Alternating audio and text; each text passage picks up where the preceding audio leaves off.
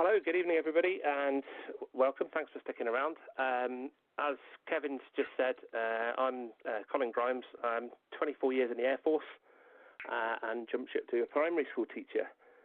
Currently working at a very large, high-achieving school in Northumberland. I think as it stands at the moment, and Tim will probably correct me, I'm the northernmost student on the course at the moment. And Tim loves getting the Air Miles staff to come up and see me. Currently working in Year 6, so I've just sat through the stress of their SATs, and I'm trying to make lessons enjoyable for them after SATs. So at the minute, I've been running a whole year enterprise project, which has let us concentrate on some things that they don't normally do in the curriculum. So we've been looking at some teamwork skills, some leadership skills, which is really where the military experience comes in, because it's all the things that we do without thinking about it that sometimes children don't, especially Year 5, Year 6.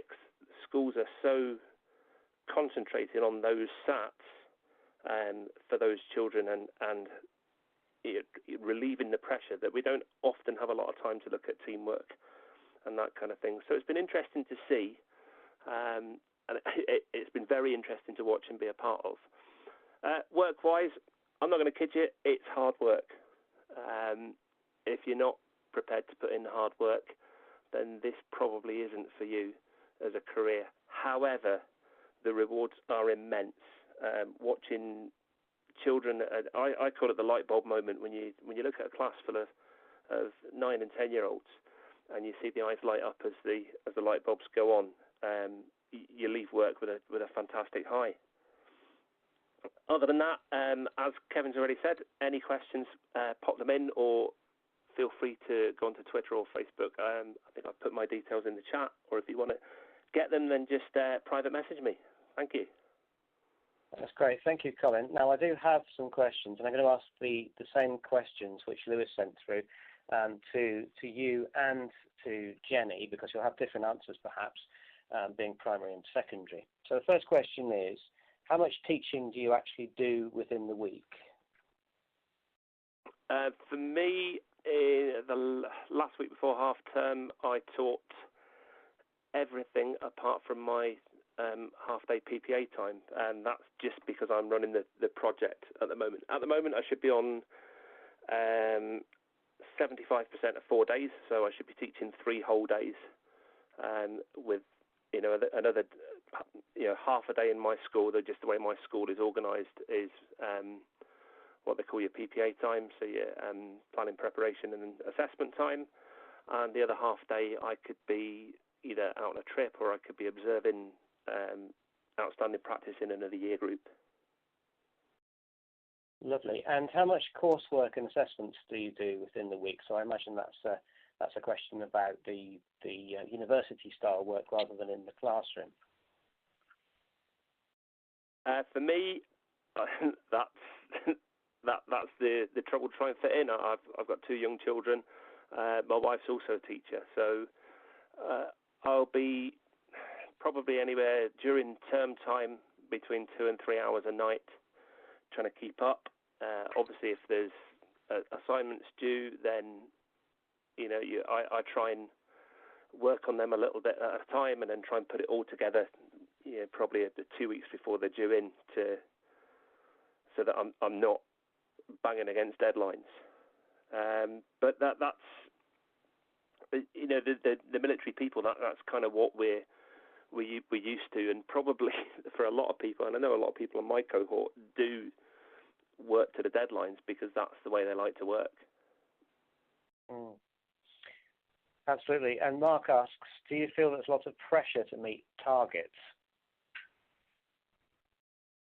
There's always pressure, Mark. If you can hear me, that's the thing. Teaching's just moved away from this sort of standard pay spine where you go up every year to a performance-based system.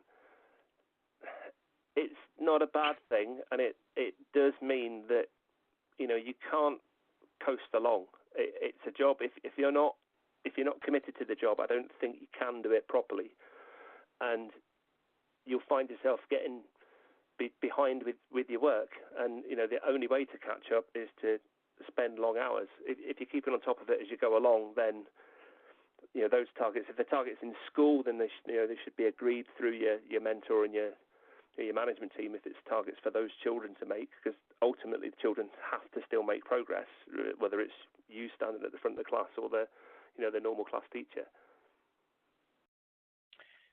Absolutely. Can you say a bit more about the support that you get from your school? Because you've mentioned mentors and things. How's that organised, and has that been a help?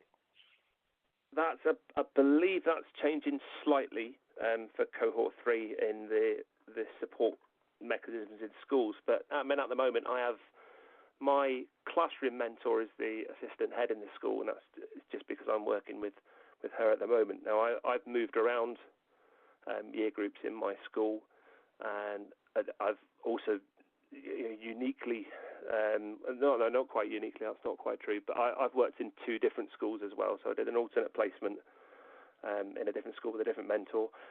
It's like everything. Everybody has a slightly different style.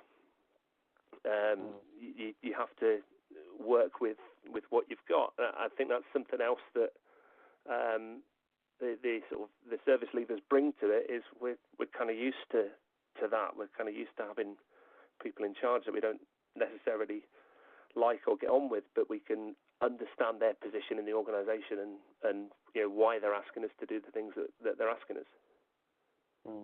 Absolutely. And also from Mark, Ofsted, have you experienced any of that? I imagine for quite a few service leavers that might be something which they've heard horror stories about. Have you had any experience with that yet? I've not in my school. We're awaiting the call. We think we're on the cusp because it's been so long since our last inspection. Obviously, our head teacher's pushing for outstanding.